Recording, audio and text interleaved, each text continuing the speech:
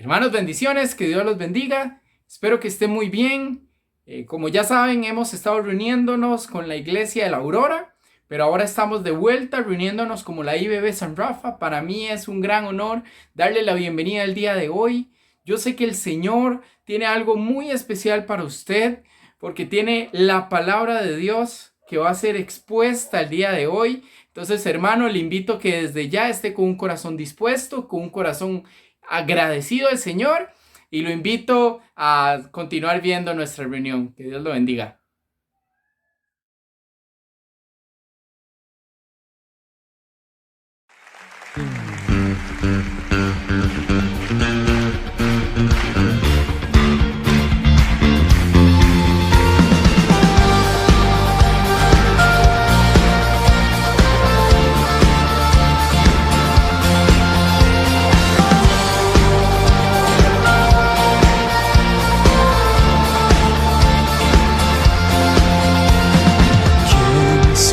Señor las estrellas creó y su luz limitó?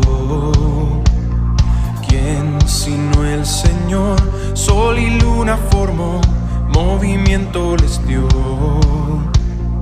¿Quién sino el Señor hace la lluvia venir y truenos rugir? Tus obras grandes son, Dios poderoso, tú gobiernas la creación, con tu palabra, Señor, te exaltaremos. Dios poderoso, de ti canta la creación, llenas todo tu Señor, te exaltaremos por siempre y siempre, oh Dios.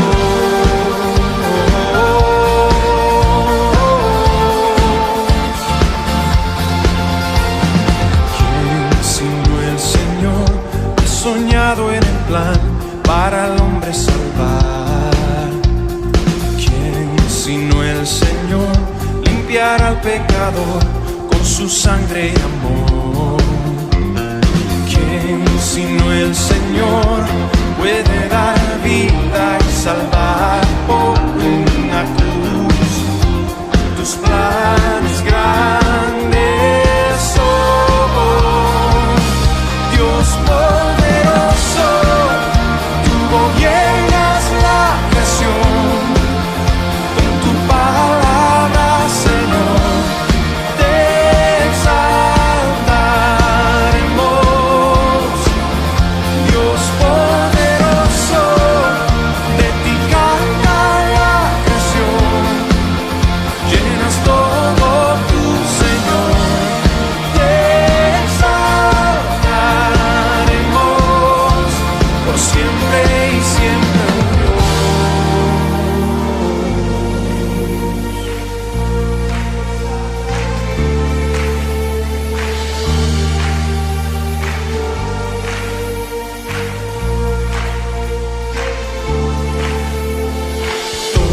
Todas las cosas vienen de ti y por ti, oh gran yo soy.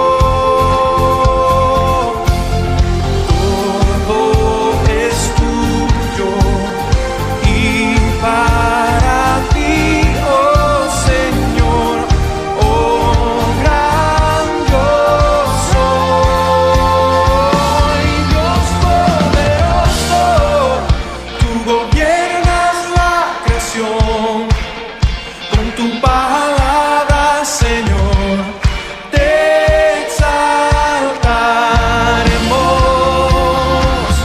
Dios poderoso, de ti canta la creación, llenas todo tu Señor, te exaltaremos por siempre y siempre, oh Dios, te exaltaremos por siempre y siempre, oh Dios, por siempre y siempre, oh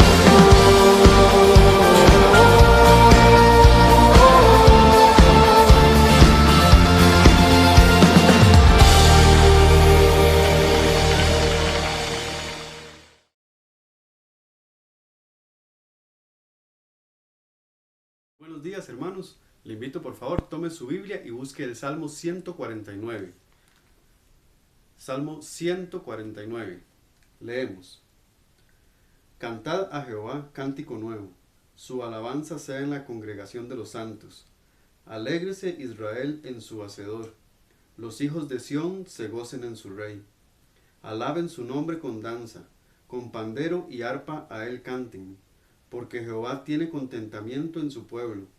Hermoseará a los humildes con la salvación. Regocíjense los santos por su gloria, y canten aún sobre sus camas. Exalten a Dios con sus gargantas, y espadas de 2 filos en sus manos, para ejecutar venganza entre las naciones, y castigo entre los pueblos, para aprisionar a sus reyes con grillos, y a sus nobles con cadenas de hierro, para ejecutar en ellos el juicio decretado. Gloria será esto para todos sus santos. Aleluya. Vamos a orar. Buen Dios, Padre, muchísimas gracias por su palabra.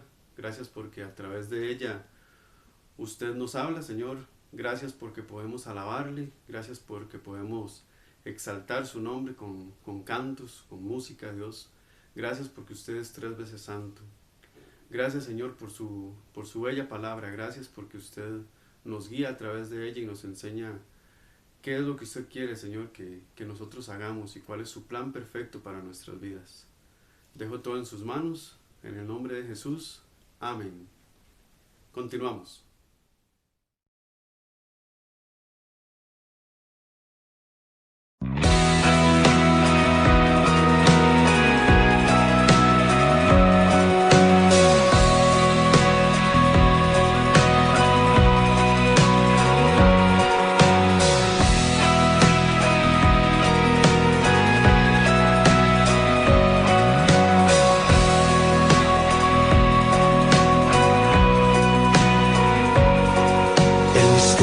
De la cruz no puedo comprender la angustia que llegó a sufrir.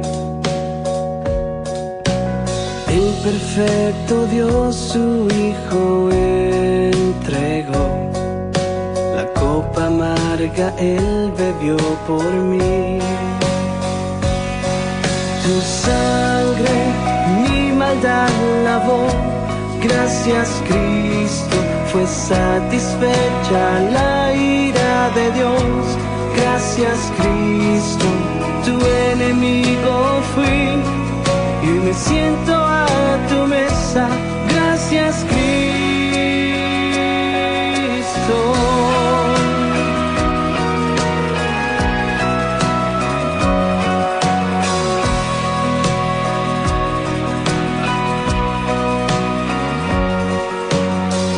Tu sacrificio me acercaste a ti, quitaste toda enemistad. Tu gloriosa gracia derramaste en mí, tu misericordia es sin igual. Tu sangre mi maldad lavó.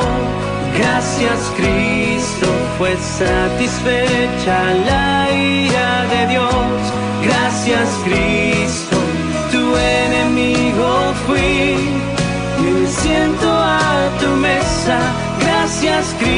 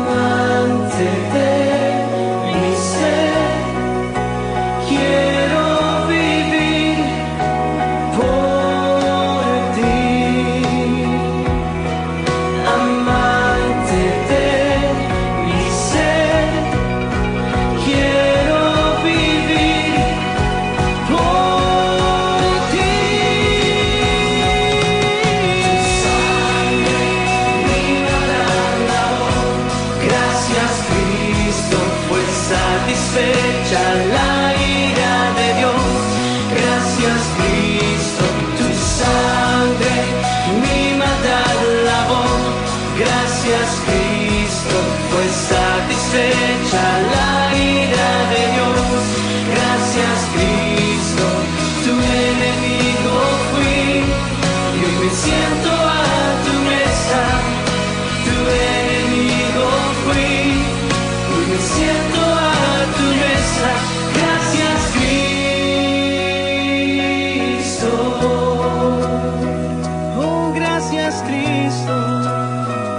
Gracias Jesús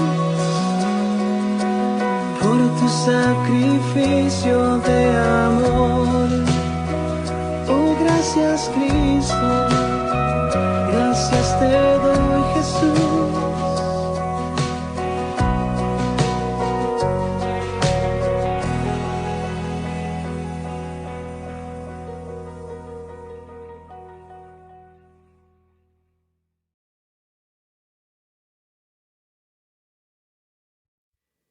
Muy buenas hermanos, amigos que nos están viendo, qué gusto volver a reunirnos durante este tiempo de gracia que Dios nos ha dado.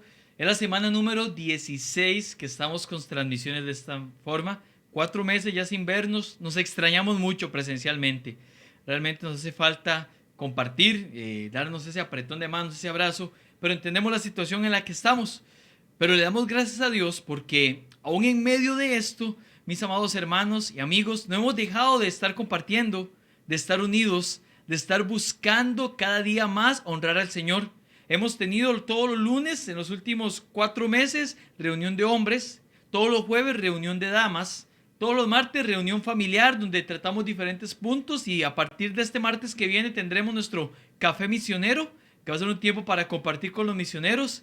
Todos los viernes estudio bíblico, sábado grupo de jóvenes, todo lo que le he mencionado por la plataforma de Zoom. Y además de eso, los domingos, el Día del Señor, nos hemos reunido virtualmente tanto en la mañana como en la tarde, porque creemos que ¿qué parte del domingo es el Día del Señor?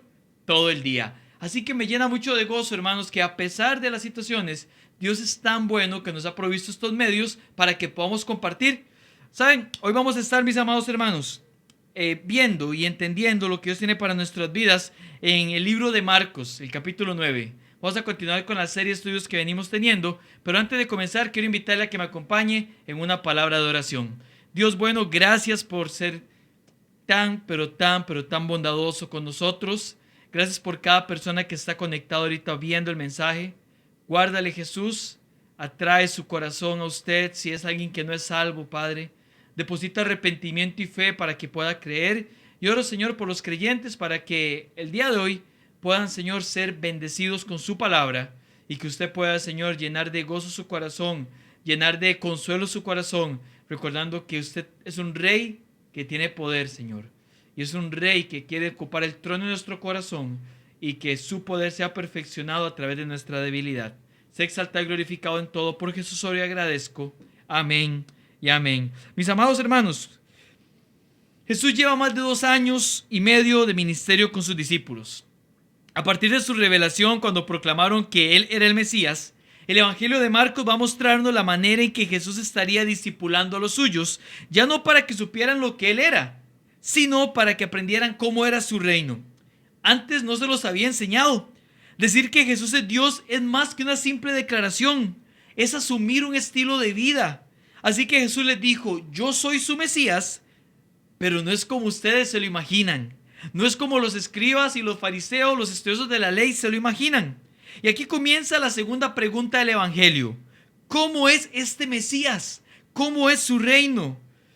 Hermanos, amigos que nos ven, llegar a Cristo no es como tal vez muchos nos lo imaginamos o como alguien nos lo presentó.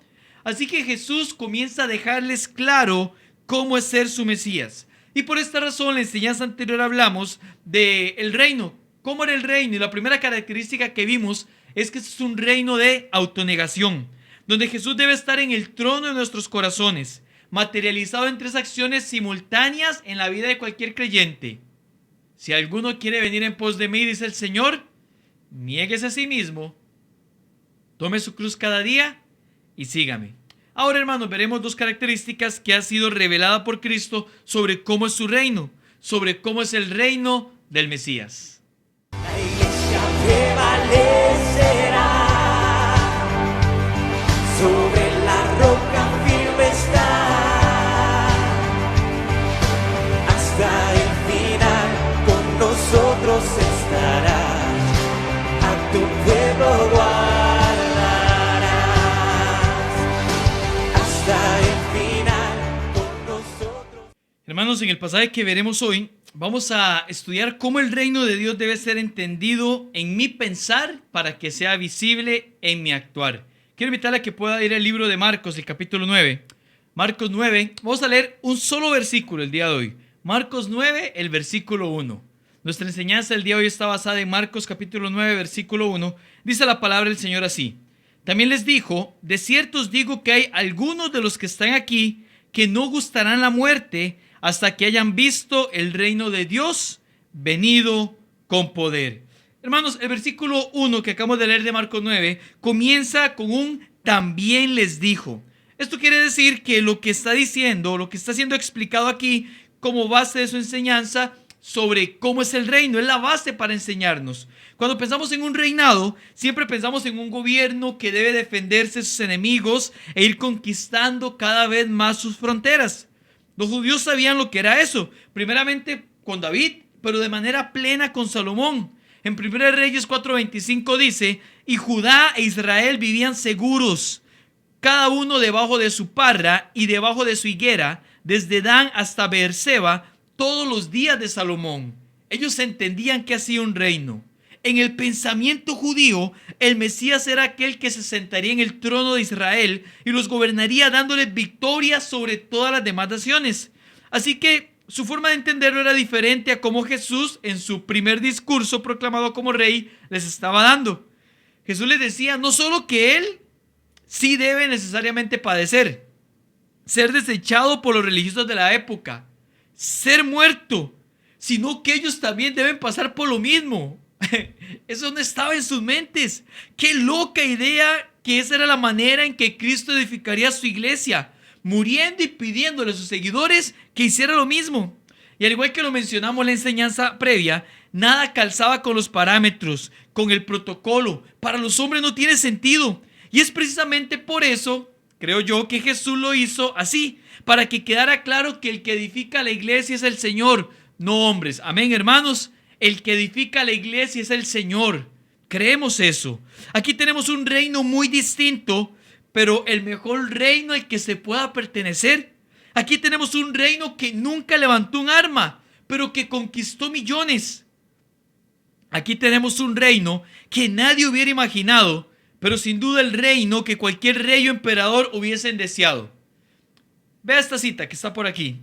Napoleón Bonaparte, el gran conquistador francés, dijo en referencia a este Mesías: todo lo referente a Cristo me asombra, su espíritu me anonada, su voluntad me confunde. Entre él y cualquier otro personaje de la historia del mundo no hay un solo término posible de comparación. Ciertamente Alejandro, César, Carlomagno y yo hemos fundado imperios, pero ¿sobre qué descansa las creaciones de nuestro genio? Sobre la fuerza. Sin embargo, Jesucristo fundó su imperio sobre el amor, y estoy seguro que aún en esta misma hora, millones de personas de todas clases sociales y edades, voluntarias y gustosamente, darían su vida hasta la muerte por él el día de hoy. Fin de la cita. Ese era un reino muy diferente. Como se puede ver, hermanos, en aquel relato del Evangelio se estaba revelando el mayor reino que existe eternamente. Así que Jesús dice: soy el Mesías, vamos a edificar una iglesia, que en aquel tiempo era una asamblea con un propósito. Y en su primer discurso les dice y comienza a decir, les dice el Evangelio: me es necesario padecer. Me es necesario padecer de los escribas y fariseos, que son los que en teoría me esperan y los que estudian cuándo he de venir. Pero no solo eso, también voy a tener que morir y resucitaré después. Y fue cuando Pedro dice: Señor, ¿seguro? Pedro regañó al Señor, y el Señor regañó a Pedro y dijo: apártate de mí, Satanás, porque estás poniendo la mira en las cosas de los hombres, no en las del cielo. Y el Señor les dio la primera característica del reino, como les decía ahora. El reino de los cielos es un reino de autonegación. No está para que yo esté en el trono. Quien gobierna en el trono es el Señor Jesucristo. Así tiene que ser en su vida y en la mía. Pero aquí tenemos algo más, porque dice que también les dijo. Sigamos con lo que dice la palabra. También les dijo: de cierto os digo. Me gusta ver esa frase introductoria de Cristo, porque como hemos visto en otras ocasiones, esta expresión acompaña a declaraciones que afirman o confirman una verdad solemne.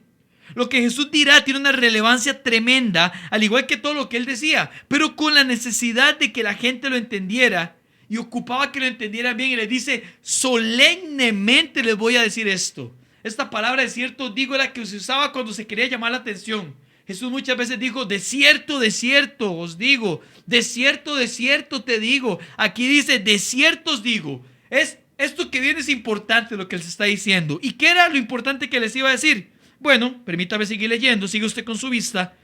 Que hay algunos de los que están aquí que no gustarán la muerte hasta que hayan visto el reino de Dios venido con poder. Hermanos, algunos podrían especular que la referencia a no gustar muerte tiene un contexto espiritual. Está hablando, Jesús les dijo eso porque ellos no iban a morir físicamente, no iban a morir espiritualmente, iban a ser salvos y demás. Y aunque entendemos que aquellos que son parte del reino de Dios son salvos y por ende han dejado de gustar la muerte espiritual, no hay nada en el contexto que nos sugiera eso. Por ello, la hermenéutica literal, histórico-gramatical, nos permite pensar que hablaba de una muerte física, de morir físicamente. Y la contradicción entre la mente humana y el reino divino se hacía presente en este texto. Cuando Jesús les dijo: algunos de los que están aquí no gustarán muerte, que era una expresión popular, una expresión coloquial hebrea para decir no van a morir. Y entonces se preguntaban ellos: ¿cómo es que nos acababa de decir que Él morirá, pero que nosotros, algunos de nosotros, veremos su reino venir con poder? Bueno, era un poco contradictorio en la mente humana, pero al mismo tiempo fascinante. Al mismo tiempo era profundo, al mismo tiempo era desafiante. Algo que trascendía la ortodoxia fría de los fariseos y escribas. Por eso es que ellos se asombraban de la doctrina del Señor. Y bueno, Jesús aquí les describiría una segunda característica del reino. Ese es nuestro punto número 2, la característica del reino. Hermanos, a la lógica humana, las cosas espirituales no tienen sentido. El Espíritu Santo inspiró a Pablo a escribir en 1 Corintios 2:14, usted lo puede ver aquí, que el hombre natural ve como locura lo que hace el hombre espiritual. No entiende las cosas que se hacen espiritualmente. Más adelante Pedro, el apóstol Pedro, explicó que a la gente no redimida, ya ve el versículo que está aquí, 1 Pedro 4:4, que a la gente no redimida le parece rarísimo, una locura, que usted decida abstenerse de ir a fiestas, porque sabe que va a haber alcohol, que va a haber inmoralidad, que va a haber cosas que no agradan a Dios. Les parece extrañísimo que usted no se ría del doble sentido, que usted no tenga, joven señorita, una vida sexual activa, o que usted, caballero o dama, en su matrimonio no tenga un amante o una amante. Eso les parece extraño. Ellos dicen: ¿por qué no corren en el mismo sentido? ¿Por qué no buscan igual la disolución como nosotros? Hermano, la gente no entiende el reino de Dios, y por eso, como dice aquí el versículo, se burlan de ello, o se ultrajan, se burlan. Y hermano, la gente no entiende el reino de Dios. Y de la misma manera que no entendieron que era un reino de autonegación, tampoco entienden la segunda característica del reino que Jesús nos da. Véanlo en su Biblia, al final del versículo: que hayan visto el reino de Dios venido con poder. Mis amados, este es un reino que viene con poder, o sea, es un reino poderoso. Y Jesús quería que tuvieran presente, porque a menos que ellos creyeran en el Mesías y en su reino como un reino poderoso, les pasaría lo que le pasó a Pedro unos cuantos tiempo atrás, unos cuantos minutos atrás, unas cuantas horas atrás, dependiendo cómo se entiende el contexto. Pondrían la mirada en las cosas de los hombres, en las cosas de la tierra, no en las cosas celestiales. Pero ¿cómo sucedería que algunos verían el reino con poder? Bueno, hermano, luego lo detallaremos, pero básicamente se cumplió 6 días después en la transfiguración, que es lo que dice el versículo 2. Por ello, Juan y Pedro escribieron en una carta sobre dicho acontecimiento, pero yo le prometo que la próxima enseñanza lo detallamos, y vemos qué escribió Juan y qué escribió Pedro y todo lo demás. Por el momento, hermanos, yo quiero que nos quedemos aquí. Y tal vez alguno pensaría: pastor, ¿por qué no estudiar este versículo con los siguientes, ya que es la previa del acontecimiento siguiente? Y bueno, aunque algunos comentaristas y algunos pastores lo hacen, y no está mal, personalmente, hermano, yo opté por no hacerlo, porque aunque tiene un sentido secuencial, si usted ve el versículo 2, nada más el comienzo, dice 6 días después. ¿Qué quiere decir esto? Que Jesús en el versículo 1 les dio una enseñanza y luego esperó casi una semana. Entonces, en mi mente, hermanos, quería decir, o el Señor quiere decir con esto, y como lo registra Marcos, que la enseñanza está en esta frase, en esta expresión. Dios quería enseñarles algo en ese momento que pudieran aguardar en su corazón. Él quería ponerlos a meditar en ello, y yo creo firmemente a revelarles una verdad más que aprenderían no 6 días después, sino tal vez unos 6 meses después. Y esto es a lo que vamos. Es notorio cómo Marcos destaca esta característica del reino que no asumen ni Mateo ni Lucas en el relato sinóptico. Y creo que es porque Marcos está presentando a Cristo como un siervo. Y humanamente hablando, un esclavo no tiene ningún poder. Pero este siervo, el que se está hablando del Señor Jesucristo, como está el versículo aquí que usted ve, Filipenses 2, 7 y 8, decidió por voluntad propia hacerse siervo, una condición humillante. ¡Wow! Pero ese siervo no dejaba de ser rey, y de un reino con poder, de un reino poderoso. Y este poder del reino no se quedaría solo en el rey, sino que sería dado a sus súbditos. Y esto nos lleva a nuestro tercer punto de esta enseñanza: la manifestación del poder del reino. ¿Cómo se iba a manifestar este reino? Bueno, con un rey que vendría con gran gloria, un reino poderoso con un único fin. ¿Y cuál era ese fin? Bueno, el mismo poder que habla Jesús aquí, hermanos, que dice venido con poder. El poder de ese reino es el poder que recibirían sus discípulos más adelante. Por eso les estoy diciendo que esta expresión ellos no la entenderían solo 6 días después, sino casi 6 meses después. Aquí estamos como a 6 meses de la cruz, estamos muy cerca, tal vez un poco menos de la cruz. Ellos entenderían entonces que era un reino con poder. Después de la muerte, la crucifixión, la resurrección de Cristo, cuando Él vuelve otra vez a estar 40 días con ellos antes de ascender a los cielos. Hermano, la palabra en el original que traducimos como poder aquí en Marcos 9:1, que está traducida en nuestra versión, es la misma palabra que aparece en Hechos 1:8. Pero recibiréis, aquí está, poder. Dunamis, que en su sentido significa una posesión de influencia controladora. Eso sería el reino de Dios. Tendría una influencia controladora. ¿En quiénes? En aquellos que formasen parte de él. Y ese dunamis, que en el sentido original a menudo se entiende como una influencia que se manifiesta sobre la realidad de una manera sobrenatural, era la que los discípulos recibirían. Y en esto tenemos nosotros ventaja en entenderlo sobre ellos, porque ellos no sabían que el Mesías tendría un reino con un poder que sería puesto en ellos más adelante a través del Espíritu Santo para que expandieran ese reino. Por eso les convenía, como les dijo Jesús en Juan 14, y nos convenía a nosotros que Jesús se fuera, que Él pasara todo lo que tenía que pasar, porque de esa forma el rey triunfaría sobre la muerte con poder. Y al irse Él, vendría el Paracaleos, el Consolador, quien nos llenaría con poder, quien nos llena con poder para expandir el Evangelio. Y sí, como lo dice Romanos 1:16, ese es el poder de Dios para salvación. Y esa palabra poder también es la misma que aparece aquí. El Evangelio, el bendito Evangelio es el poder de Dios para salvación. Oh, gloriosa manifestación del poder de Dios. Y por favor déjeme seguir para llegar al punto aplicativo que me parece sumamente importante, porque visto este versículo, visto que el Señor dice, también les digo, quiero que vean cómo es este reino. Es un reino con poder, es un reino poderoso. Algunos van a verlo, van a ver no solo el reino, van a ver el poder que tiene el reino. ¿Qué aprendemos nosotros? Bueno, hermanos, ese reino con poder fue el que llegó a nosotros cuando conocimos el Evangelio. Y nos transformó y nos inundó de maravillosa gracia a través del Espíritu Santo. Y se depositó con nosotros o en nosotros con poder. Yo quiero dividir nuestra aplicación en 2 puntos. Número 1, el poder del reino sobre mí. Si hubiese una forma en que pudiéramos definir el reino de Dios en la actualidad, es el gobierno que tiene Cristo sobre la vida de los creyentes, la influencia controladora del Espíritu Santo para que podamos mortificar el pecado y vivir dando el fruto del Señor, hermanos. Ese fruto del Espíritu que debería reproducirse en nosotros. Desde que el pecado entró en el mundo por un hombre, Dios ha estado redimiendo a personas pecaminosas y rebeldes para que sean restauradas como ciudadanos calificados del reino, tanto ahora en un sentido espiritual como después en el sentido de un reino sobre la tierra.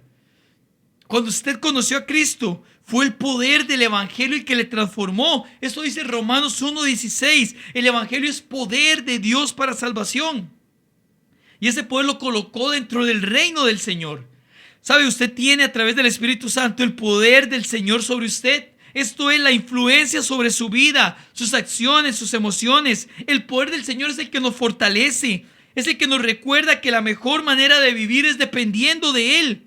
¿Sabe una cosa, mis amados? Pablo decía en 2 Corintios 12 que él tenía un aguijón en la carne, y por el contexto entendemos que se refiere a una lucha espiritual. Y es precisamente esa debilidad que Dios le dijo: que mi gracia te baste, porque mi poder, y esta es la misma palabra con el mismo sentido que el Señor usó para referirse a su reino, porque su poder se perfecciona en la debilidad. ¿Sabe? No hay nada peor para el ser humano que sentirse satisfecho y pleno lejos de Dios. Quiero repetirle eso.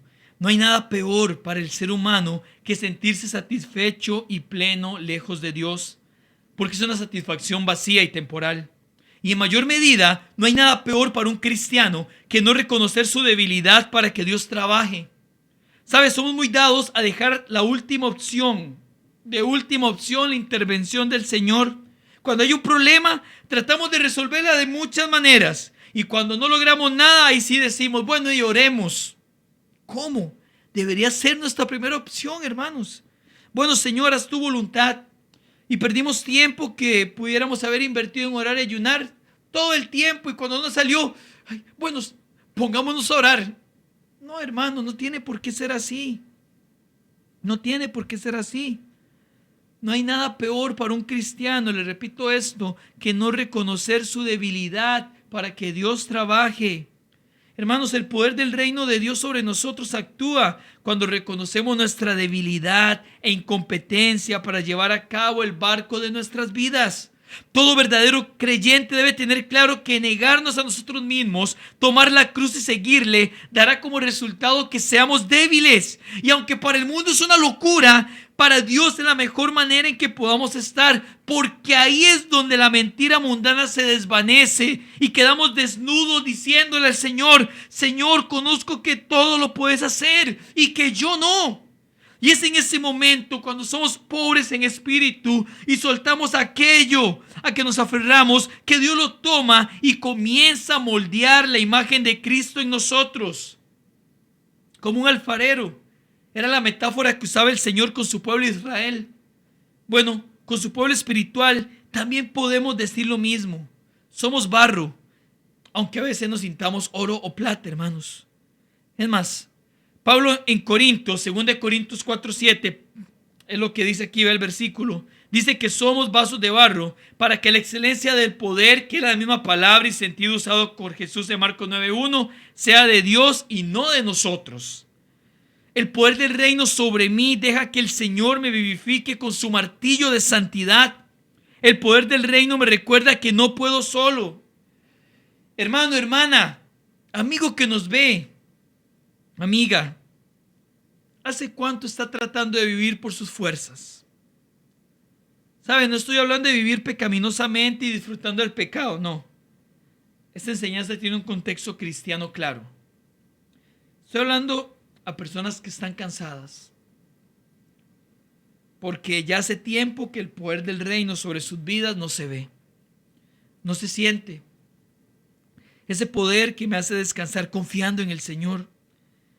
Ese poder que me permite confiar en que yo no sé qué pasará mañana, pero el Señor sí.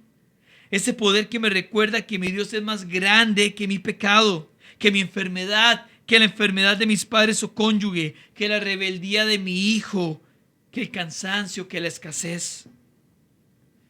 Hermanos, muchas veces sentimos que somos oro y plata, pero en realidad somos barro. Y gloria a Dios por eso, porque el alfarero moldea el barro.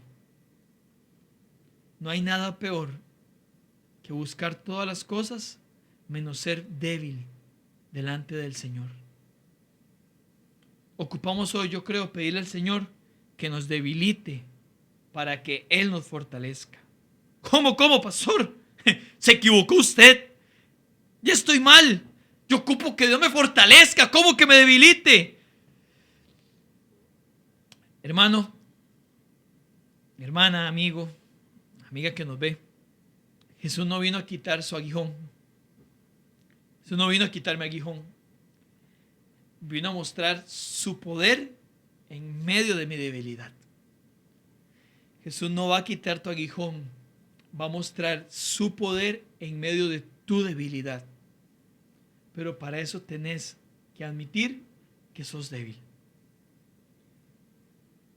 Es más, a vos te conviene estar débil, para así cada día buscar con más fuerza depender de Dios. Juan el Bautista dijo: es necesario que Él crezca, pero que yo sea menguado. Cuando uno va a la traducción que tenemos, dice: es necesario que Él crezca y que yo mengüe. Lo que pasa es que ese menguar en el original es un verbo en pasivo. O sea, es una acción que se ejecuta sobre el sujeto, no la ejecuta el sujeto. Y la traducción más correcta sería: es necesario que Él crezca y que yo sea menguado. Porque la única forma en que menguamos a nuestro yo es cuando Él crece. De una manera interesantísima, Pablo dice que entre más débil es, más fuerte es, también en 2 Corintios 12. ¿Qué quiero decir con esto, hermanos? Que a menos que Cristo crezca, usted no será menguado. El orden correcto es que Él crezca en nuestra vida, y ese es el poder del reino sobre vos. El poder del reino sobre mí. Estoy seguro que más de una vez, tal vez ahora, sabes que debes darle a Dios ese pensamiento, ese sentimiento, porque aunque lo digamos, tal vez no lo soltamos. Estamos agarrados y aferrados a eso. Hay que soltarlo, hermanos, para ver el poder del reino sobre nosotros. Hay que quedar débil delante del Señor y mencionar, como dijo el salmista en el Salmo 38:9: Señor, delante de ti están todos mis deseos y mis suspiros no te es oculto. Cuando esto ocurre, podemos llegar al segundo punto de aplicación. Cuando el reino, el poder del reino está sobre mí, después podemos llegar al segundo punto, que es el poder del reino para mí. Muchos con un pasado tal vez carismático entiendan esto como ir y atar, arrebatar, declarar, decretar y todo eso, y nada más lejos que la realidad. Así no funciona el reino. No es la manera en que el reino funciona. ¿Saben, mis hermanos?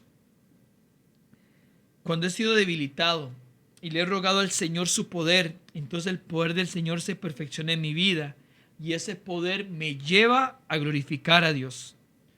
De tal forma que el poder del reino para mí es la capacidad que tenemos para glorificar a Dios cuando hemos permitido su poder sobre nosotros. ¿Han notado que hay creyentes que nunca glorifican a Dios? Tal vez usted sea uno de esos, que viven con resentimientos, con quejas, con mal humor, que el gobierno no funciona, que mi familia no funciona, que mi trabajo no funciona, que nada funciona.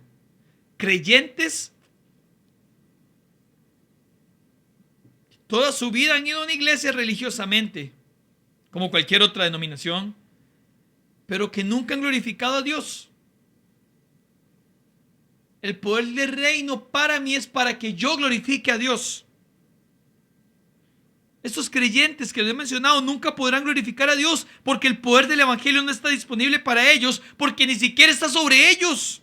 Pero cuando en mi debilidad el Señor comienza a trabajar, uno ve al Señor trabajar y el Espíritu trabaja de tal forma que usted desea que el Señor no deje de formarle como esa vasija, y se mete más en la palabra, ora más, asiste más a cultos, ofrenda más, alaba más al Señor y testifica más a otros. Ese es el poder de Dios para mí. Su corazón deja de ser uno donde usted era débil, pero aún así no quería admitirlo y se quejaba de la familia, del esposo, de los hijos, del pastor, del trabajo, del jefe, hasta del clima. Y para ser un corazón rendido a Dios, donde el pecado pierde su color falso ante la grandeza del glorioso Cristo. ¡Wow, hermanos! Nuestro corazón dejará de ser ese corazón débil, porque ya lo era. Que no queríamos admitir, que nos quejábamos de todo. Como le decía ahorita, familia, esposa, hijas, pastor, de todo mundo. Y pasa a ser un corazón rendido a Dios, donde el pecado pierde su color falso ante la grandeza del glorioso Cristo. Amén. Así es como el evangelio es poder de Dios. no solo sobre mí, sino para mí. Así nos convertimos en testigos del reino. Y esa es la esencia de la vida cristiana. Hermanos, concluimos con esto. El reino de los cielos es un reino con poder. Y ese poder debe estar sobre mí para luego estar disponible para mí. No es posible explicar esto de una perspectiva que no sea espiritual. Por tanto, si usted ve esto, si usted que está aquí conectado nunca se ha entregado al Señor para salvación, la palabra indica que el evangelio es poder salvífico. Usted puede entregarse ahorita a Cristo, ¿sabe? No de palabras, sino de un corazón arrepentido. Yo nunca digo, si usted en algún momento oró, hizo una oración, no, hermanos, usted puede repetir cualquier oración y eso no lo va a salvar. Salva un corazón que diga, sí, sé que he hecho las cosas mal. Señor, vengo con mis cargas, vengo débil. Tal vez nunca he hecho esto, tal vez lo he hecho muchas veces, pero sé que no ha servido de nada por la forma en que vivo. Por favor, Señor, sea rey sobre mi vida. Ese reino con poder quiero que esté sobre mí. Quiero ser cada día más débil para que usted sea más fuerte y perfeccione su obra en mí. Hermano, la oración de los creyentes es igual. ¿Será que estamos aferrados así fuerte a muchas cosas que nos toca soltar? Bienaventurados, dichosos los que reconocen su debilidad, los que reconocen su pobreza de espíritu. Porque en ellos, hermanos, sobre el cual trabaja el poder del Señor. En ellos es sobre quien trabaja el poder del Señor. Y cuando el poder está sobre mí, está para mí, para glorificar a Dios, porque todo tiene que ver con la gloria de Dios. Creyente, pidámosle a Dios que nos haga débiles en nuestras fuerzas para ver su poder. Dígale, Dios, debilítame. Usted dice, ¿está loco usted? No, hermano, sí, dígale, Dios, debilítame. Yo quiero debilitarme porque solo así su poder se perfecciona. No quiero ser fuerte, quiero estar aferrado a la fortaleza de los siglos. Señor, no quiero ser autosuficiente, quiero depender completamente de usted. Señor, no quiero luchar contra mi pecado, quiero vivir al lado del que lo venció. No quiero reinar yo, sino que reine usted. Dígaselo, hermano, hermana. Señor, reine sobre mí y manifieste su poder contra mi carne. Señor, reine sobre mí, manifieste su poder sobre mis resentimientos. Señor, reine sobre mí, manifieste su poder sobre mi desánimo. Señor, reine sobre mí, manifieste su poder sobre mi dolor físico. Señor, reine sobre mí y manifieste su poder sobre mis sentimientos que me dañan. No más mentira, no más resentimiento, no más chisme, no más impiedad, no más mundanalidad. Más Cristo, más poder del reino sobre mí y para mí, para poder glorificarle a Él. Señor, gracias por tu palabra. Padre, necesitamos llegar delante suyo pidiéndole que usted sea rey en nuestra vida. No solo, Señor, autonegándonos, tomando la cruz y siguiéndole, sino, Padre Santo, pidiéndole que nos debilite. Sí, Señor, porque a veces pedimos que usted nos fortalezca, pero tal vez en nuestro corazón la idea es pensar que llegamos a ser fuertes, usándolo usted como un medio nada más, y no, Dios. Debilítanos, Espíritu Santo, con poder trabaja en nuestra vida, para que lo que esté mal no lo hagamos más, sino que te exaltemos y glorifiquemos. Gracias, Padre. Toca los corazones de quien ve esto, Señor, de una manera muy especial. Si hay alguna persona aquí, Señor, que está viendo esto y ha sido confrontada y sabe que no te conoce como Salvador, como Señor, oh Dios, que ahí donde esté, se arrepiente en polvo y ceniza, Dios, y decida una vez por todas que usted tome el control, porque esa es la mejor vida que pueda haber, la única manera de llegar a la vida abundante. En tu nombre oré y agradezco por Jesús. Amén y amén. Amigo, amiga, si usted ocupa consejería, que alguien hable o de otra forma con usted, por favor escríbanos en esta red social donde está viendo esto. Creyente igual, tal vez usted ocupa conversar de algo, estamos para servirle, para con la palabra de Dios encontrar respuestas. Vamos a quedar en este momento con un hermano que tendrá a cargo de los anuncios. Que el Señor me los bendiga grandemente. Bendiciones.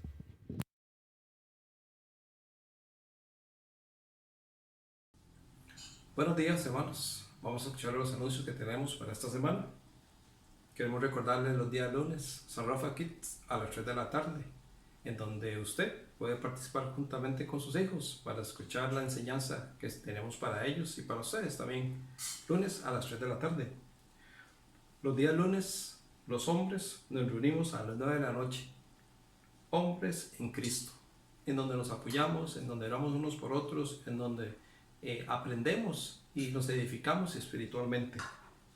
Los días martes tenemos nuestra reunión familiar también a las 9 de la noche, donde nos reunimos juntamente con familia y aprendemos y nos edificamos para honra y gloria del Señor.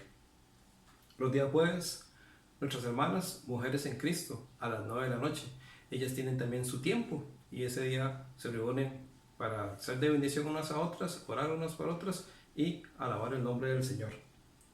Los días viernes tenemos nuestro estudio bíblico y en este mes cada una de las familias de mi San Rafa estamos organizando cada uno de los estudios bíblicos para este mes, así que los invitamos que se pueda también juntamente con nosotros estar en los días viernes a las 9 de la noche.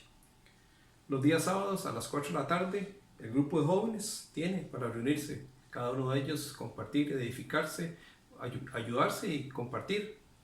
Todas estas reuniones entre semana las tenemos a través de la plataforma Zoom. Los días domingos, el día del Señor, nos reunimos a las 10 y a las 5 de la tarde, nuestro culto de alabanza y predicación, donde escuchamos su palabra, somos exhortados y actuamos para honrar y glorificar el nombre del Señor. Queremos también, si usted visita y está por primera vez escuchándonos a través de las plataformas, que nos escriba a través del inbox. Queremos contestarle esa visita y podemos comunicar con usted. Y a los hermanos, ¿verdad? Les queremos recordar acerca de los mecanismos que tenemos para nuestros diezmos y ofrendas, las plataformas que utilizamos pues para cumplir, para honrar al Señor y para sostener la obra del Señor. Así que Dios los bendiga y continuamos.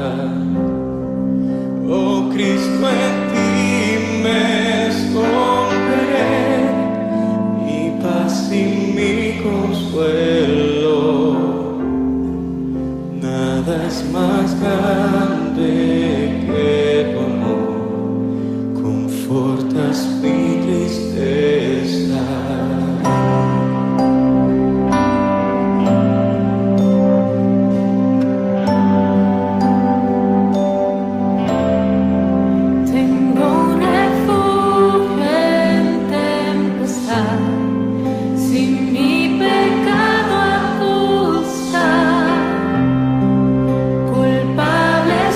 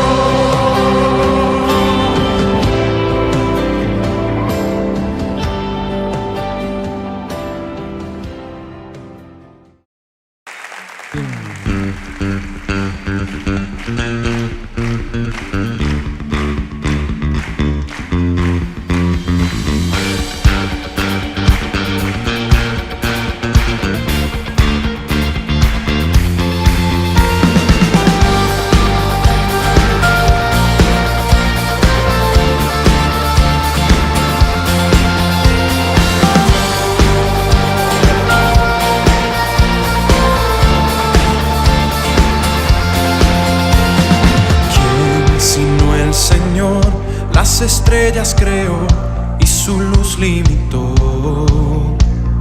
¿Quién sino el Señor? Sol y luna formó, movimiento les dio. ¿Quién sino el Señor? Hace la lluvia venir y truenos rugir. Tus obras grandes